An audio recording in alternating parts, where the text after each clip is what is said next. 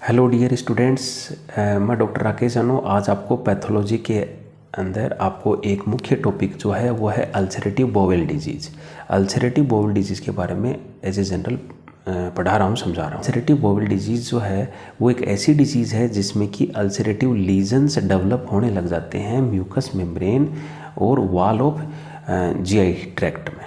यहाँ पर मेनली जो पार्ट है इंटेस्टाइन का जो अफेक्ट होता है उसमें जो स्मॉल इंटेस्टाइन का जो टर्मिनल पार्ट है वो अफेक्ट होता है। जैसा कि आपको मालूम है कि स्मॉल इंटेस्टाइन के 3 पार्ट होते हैं, तो सबसे लास्ट वाला जो पार्ट है वो है इलियम, और इलियम का लास्ट जो टर्मिनल पार्ट है लगभग 25 से 30 सेंटीमीटर का वो मेनली अफेक्ट होता है। साथ ही साथ सिक्कम पार्ट है वो भी इन्वॉल्व हो सकता है, और असेंडिंग कोलोन। तो यहाँ पर ये 3 पार्ट जो मेनली इस डिजीज़ में अफेक्ट मिलते हैं। और जो दूसरी डिजीज़ अपन जो पढ़ रहे हैं इसमें अल्सरेटिव बाउल डिजीज़ में वो है अल्सरेटिव कोलाइटिस। और अल्सरेटिव कोलाइटिस में आप क्या देखोगे कि अल्सरेटिव कोलाइटिस में लार्ज इंटेस्टाइन में जो मुख्य जो पार्ट है सिग्मोइड कोलोन और रेक्टम, तो सबसे ज़्यादा इन्वॉल्वमेंट होने के चांसेस हैं वो रेक्टम के हैं और सिग्मोइड कोलोन के हैं। उसके बाद में इसका इंसिडेंस जो कम होता चला जाता है वो है डिसेंडिंग कोलोन और ट्रांसवर्स कोलोन में। तो इस तरह से जो लार्ज इंटेस्टाइन का जो टर्मिनल पार्ट है वो मेनली अफेक्ट होता है अल्सरेटिव कोलाइटिस। और यदि जब क्रॉन्स डिजीज़ देखें तो उसमें terminal part of small intestine यानी कि इलियम और proximal part of large intestine involve होता है। यहाँ पर अपनी यदि कोज देखें तो कोज जो है वो इडियोपैथिक है, यानी कि कोज अननोन है, लेकिन इसमें कुछ ऐसे प्रेसिपिटेटिंग फैक्टर्स हैं या सस्पेक्टेड कोज हैं जिसके बारे में अपन इडियोपैथिक कोज के बाद में अपन देखें तो वह है जेनेटिक कोज।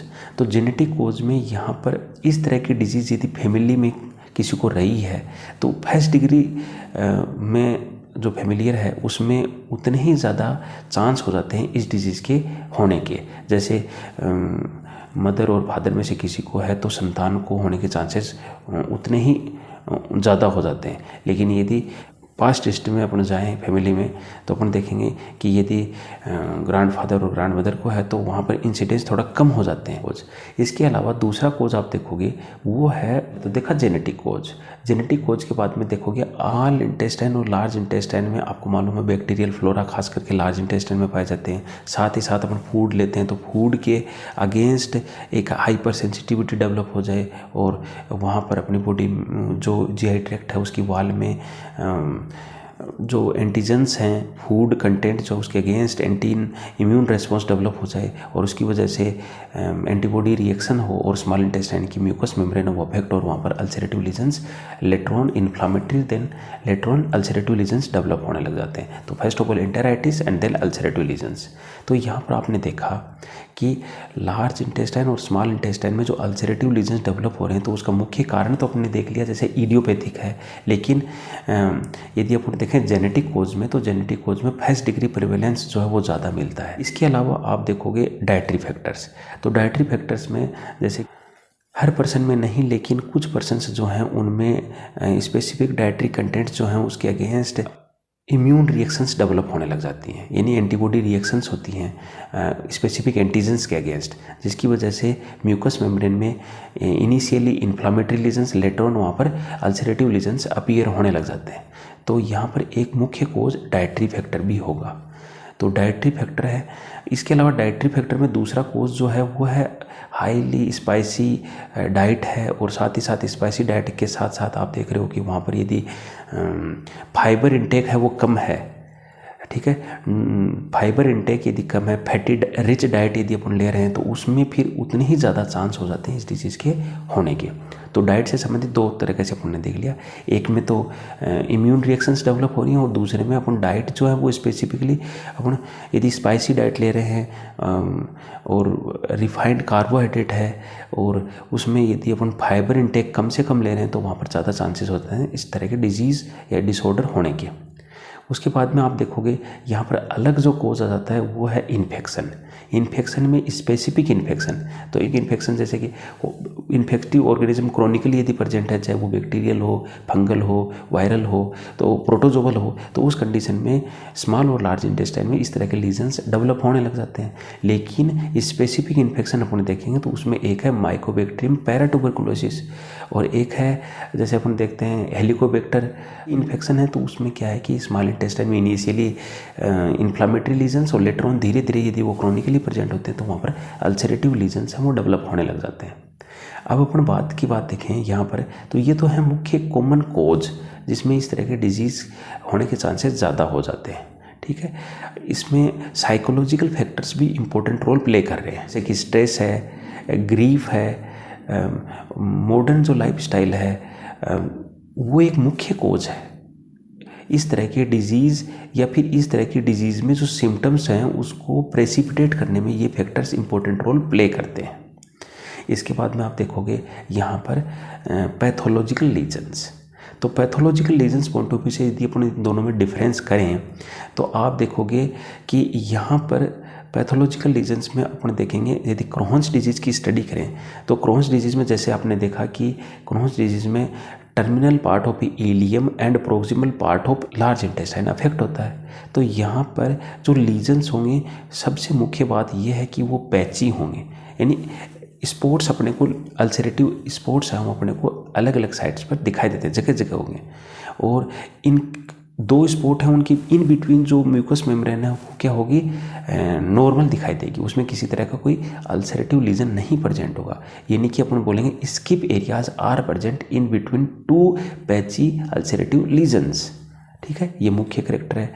साथ ही साथ आप देखोगे कि यहाँ पर जो इन्फ्लामेटरी चेंजेज हैं, अल्सरेटिव जो लीजन हो रहा है वो अल्सरेटिव लीजन लार्ज इंटेस्टाइन और स्मॉल इंटेस्टाइन में जहाँ पर भी ये हो रहे हैं वो पूरी वाल को अफेक्ट करते हैं, म्यूकस मेम्ब्रेन, सबम्यूकोजा और उसके बाद में जो मस्कुलरिस लेयर है और इवन सीरोजा जो है वो भी अफेक्ट हो जाती है।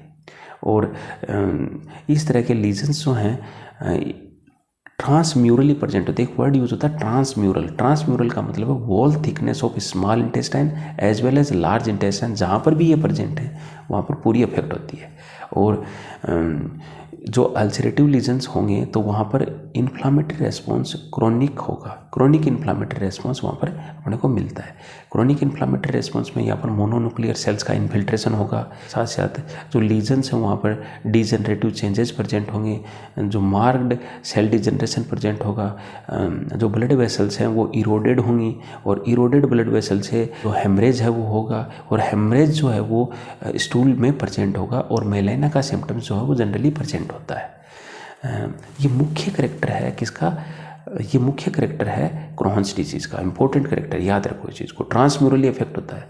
जबकि दूसरी साइड में अपन देखते हैं अल्सरेटिव कोलाइटिस, तो अल्सरेटिव कोलाइटिस में आपको क्या मिलेगा कि अल्सरेटिव कोलाइटिस में जो लीजन होता है लीजन सुपरफिशियली प्रेजेंट होता है, यानी कि म्यूकस मेम्ब्रेन ही मेनली अफेक्ट होती है। और क्रोनिकली यदि प्रेजेंट होते हैं सबम्यूकोसा में भी, बट मेनली सुपरफिशियल लीजन्स हैं तो ये म्यूकस मेम्ब्रेन को ही अफेक्ट करते हैं। और जो अल्सरेटिव लीजन्स होते हैं उसमें म्यूकस मेम्ब्रेन जो है वो शेड ऑफ हो जाती है और वहाँ पर जो मार्जिन्स जो हैं अल्सर की वो एलिवेटेड होती हैं, ब्लड वेसल्स जो हैं वो डायलेटेड होती हैं, परमेबिलिटी उनकी बढ़ी हुई होती है। परमेबिलिटी बढ़ी हुई होती है तो इन्फ्लामेटरी सेल इन्फिल्ट्रेशन भी उस लीजन में प्रेजेंट होता है। इन्फ्लामेटरी सेल इन्फिल्ट्रेशन मिलेगा, कौन सी सेल, जनरली यहाँ पर भी क्रोनिक इन्फ्लामेटरी सेल प्रेजेंट होंगी, मास्ट सेल भी प्रेजेंट होती हैं। ठीक है ना, क्रोनिक इन्फ्लामेटरी सेल्स में जो मोनोसाइट सेल्स हैं जो कि टिश्यू स्पेस में यदि आ गई हैं तो उसे अपन मैक्रोफेजेस बोल देंगे और साथ ही साथ वहाँ पर लिम्फोसाइट सेल्स का इन्फिल्ट्रेशन भी है। तो इस तरह से आप देखोगे कि अल्सर जो है उसमें दोनों में डिफरेंस क्या आ जाएगा कि अल्सर वहाँ पर तो क्रोन्स में डीप है जबकि यहाँ पर सुपरफिशियल है। यहाँ पर ट्रांसम्यूरल जो म्यूकस मेम्ब्रेन जो है वो ट्रांसम्यूरली अफेक्ट नहीं होती है बल्कि सुपरफिशियली अफेक्ट होती है। दूसरा अंतर ये आ जाएगा कि यहाँ पर स्किप एरियाज नहीं प्रेजेंट होते हैं, लीजन जो होगा वो कंटिन्यूअल होगा। ठीक है ना, लीजन क्या होंगे, कंटिन्यूअली प्रेजेंट होंगे। और क्रोहन्स डिजीज में आप क्या देखा, लीजन्स जो हैं वो पैची हैं, skip areas in between present हैं और डीपली प्रेजेंट है, ट्रांसम्यूरली प्रेजेंट है। ठीक है, बेसिक डिफरेंस है। यहाँ पर भी ब्लड वेसल्स इरोडेड हैं तो यहाँ से हेमरेज होगा, और हेमरेज ब्लड में जो हेमरेज है वो जो ब्लड है वो स्टूल में प्रेजेंट होगा, और सिम्टम्स जो है वो मेलेना का प्रेजेंट होगा। क्लिनिकल साइन और सिम्टम्स की, तो क्लिनिकल साइन और सिम्टम्स जो आप देखोगे तो एक मुख्य सिम्टम जो है Altered bowel habit. Altered bowel habit यानी कि पेशेंट जो है उसको जैसे कि obstinate constipation, alternate constipation and diarrhoea, ये कॉमन फीचर्स हैं वो प्रेजेंट होंगे। पेशेंट को पेन होगा एब्डोमेन में, स्पेशली लोअर एब्डोमेन में पेन होगा, और pain specially during defecation present होगा, और पेशेंट को स्टूल के साथ ब्लड भी प्रेजेंट होता है, यानी melena, blood is present in stool. This is the most important feature of this disease. तो यहाँ पर ब्लड प्रेजेंट होगा स्टूल में, मेलेना का सिम्टम आ जाएगा। पेशेंट को जो बोवेल हैबिट जो है वो भी अल्टर्ड होंगी, यानी पेशेंट को कभी डायरिया, कभी कॉन्स्टिपेशन, कभी जैसे पेशेंट 2-3 दिन तक फ्रेश नहीं हुआ उसके बाद में डायरिया लग रहा है, कभी इस तरह से पेशेंट जब स्टूल के लिए जाता है तो severe pain in lower abdomen. तो ये मुख्य फीचर्स हैं जो कि इन दोनों ही डिजीज़ में प्रेजेंट होते हैं। ठीक है, अब यहाँ पर है इन डिजीज़ की जो है, यदि ये इस तरह की सिम्टम्स हेमरेज प्रेजेंट है तो यहाँ पर एनीमिया भी साथ में प्रेजेंट हो सकता है, और एनीमिया प्रेजेंट है तो वीकनेस का सिम्टम आएगा। ठीक, कॉम्प्लिकेशंस, तो इन दोनों ही डिजीज़ की कॉम्प्लिकेशंस जो हैं तो उसमें आप देखो ये क्रोहन्स डिजीज़ की, तो क्रोहन्स डिजीज़ की कॉम्प्लिकेशन है, उसमें पहली कॉम्प्लिकेशन जो आती है वो है फाइब्रोसिस, यानी फाइब्रस टिश्यू का डिपोजिशन अफेक्टेड साइट पर होने लग जाएगा, और उसकी वजह से जो अफेक्टेड पार्ट है बोवेल का वो हार्ड होगा। कैसा होगा? हार्ड होगा, और हार्डनेस और थिकनेस उस पार्ट में प्रेजेंट होगी।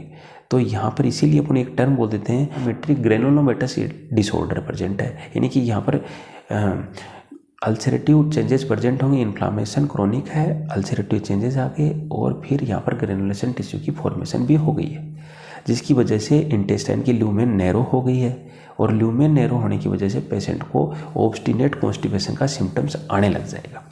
ठीक है ना, पेशेंट जैसे कि पहले 2-3 दिन, उसके बाद में ज़्यादा दिन तक पेशेंट है वो स्टूल के लिए नहीं जा पाता है, पेशेंट को लोअर एब्डोमेन में भारीपन रहना, फ्लैटुलेंस, ज़्यादा गैस वगैरह बढ़ना पेट में, अफारा आना, ये सारे सिम्टम्स प्रेजेंट होंगे।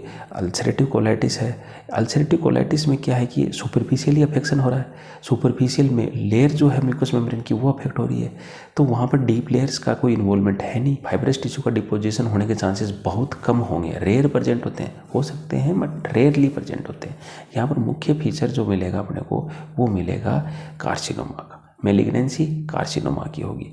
तो देखो अपन जो डिफरेंट डिजीज़ पढ़ते हैं तो उसमें क्रोनिक इन्फ्लामेटरी लीजन्स जो हैं, हालांकि क्रोनिक इन्फ्लामेटरी लीजन्स जो है वो मेलिग्नेंसी में कन्वर्ट हो जाते हैं, क्योंकि एक कोज प्री पैथोलॉजिकल चेंजेस आते हैं जिसमें क्रोनिक इन्फ्लामेशन है, लेकिन मेनली ऐसे ऑर्गन जो अफेक्ट होते हैं जहाँ पर क्रोनिक इन्फ्लामेशन है जो कि मेलिग्नेंसी में कन्वर्ट हो जाते हैं, तो उसमें अपन कई डिजीज़ पढ़ते हैं। तो उसमें एक तो आता है क्रोनिक हेपेटाइटिस, दूसरा आता है क्रोनिक सर्विसाइटिस, और इसके अलावा तीसरा कोज आता है अल्सरेटिव कोलाइटिस।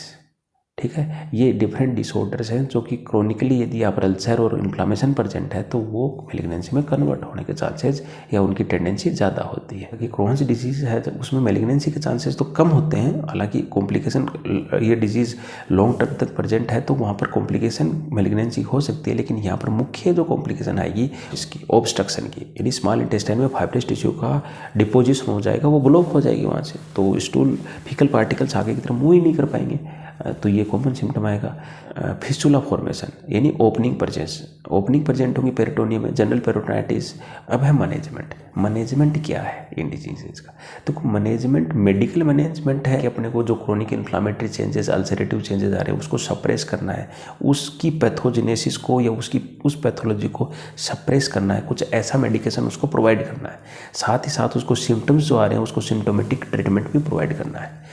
और उसमें जो सिम्टम्स आ रहे हैं मेनली क्या सिम्टम है, जैसे एनीमिया यदि है तो उसको एनीमिया को ट्रीट करना है, यदि पेशेंट को पेन है तो वो ट्रीट करना है, यदि पेशेंट को इन्फ्लामेटरी जो सिम्टम्स आ रहे हैं तो उसमें जैसे कि स्टेरॉइड्स वगैरह जो भी वो तो कंडीशन को देख करके उसको प्रेस्क्राइब किया जाता है। मैनेजमेंट में पेशेंट को डाइट रेजिमेन वगैरह है तो वो प्रेस्क्राइब किया जाता है, तो उसमें पेशेंट को ज़्यादा से ज़्यादा क्या कि स्पाइसी और ये डाइट से परहेज करना पड़ता है। इन डाइट ये ऐसी जो भोजन है जिसमें ज़्यादा तेलीय है, व्यंजन ऐसा भोजन जिसमें कि ज़्यादा फैट है, तली हुई चीज़ें हैं, वो कम से कम। फाइबर डाइट ज़्यादा से ज़्यादा, फल फ्रूट जो वेजिटेबल्स हैं इनका यूज़ ज़्यादा से ज़्यादा करना चाहिए, ककड़ी वगैरह ये चीज़ें हैं। साथ ही साथ जो फैटी फूड है उससे ज़्यादातर तली हुई चीज़ों से दूरी रखनी चाहिए। और ऐसी कोई भी डाइटरी कंटेंट जिसकी वजह से कॉन्स्टिपेशन होने के चांसेस ज़्यादा हों वो नहीं खाना चाहिए। ज़्यादा महीन आटा नहीं होना चाहिए, थोड़ा सा गरगरा जो आटा वो होना चाहिए, जिसकी वजह से कॉन्स्टिपेशन के सिम्टम्स पेशेंट के नहीं रहते। तो ऐसा कुछ डाइटरी कंटेंट, ज़्यादा लिक्विड डाइट पर रहना चाहिए, लिक्विड रेजिमेंट ज़्यादा यूज करने चाहिए, ठीक है ना। तो ऐसी चीज़ें रहेंगी तो उसमें क्या कि यदि कंडीशन है भी फर्स्ट स्टेज में भी है तो वो डिजीज़ प्रोग्रेसिवली आगे की जो नेक्स्ट जो फर्दर जो पैथोलॉजिकल कंडीशंस हैं उसमें वो कन्वर्ट होने के चांसेस, टेंडेंसी जो उसकी वो कम से कम होगी या स्लो होगी। इसके ऊपर प्रॉपर रूप से ध्यान नहीं दिया, लक्षण बीमारी के अपने में हैं लेकिन फिर भी डाइट वगैरह पे इस पर ध्यान नहीं दे रहे हैं, प्रॉपर मेडिकेशन नहीं ले रहे हैं, तो फिर ये डिजीज़ जो है वो आगे से आगे बढ़ती चली जाती है और इवन फैटल भी होती है। इवन पेशेंट की डेथ भी इसमें इनकी कॉम्प्लिकेशन की वजह से हो जाती है। तो इन चीज़ों के ऊपर अपने को ध्यान देना चाहिए। तो आप सभी के लिए ये टॉपिक बहुत ही इजी करके मैंने आपको बताया है, थोड़ा सा ध्यान दो, कोई दिक्कत नहीं है, कहीं रुकने वाले नहीं हो इस टॉपिक में, बहुत ही अच्छी तरीके से आप इसे एक्सप्लेन कर दोगे।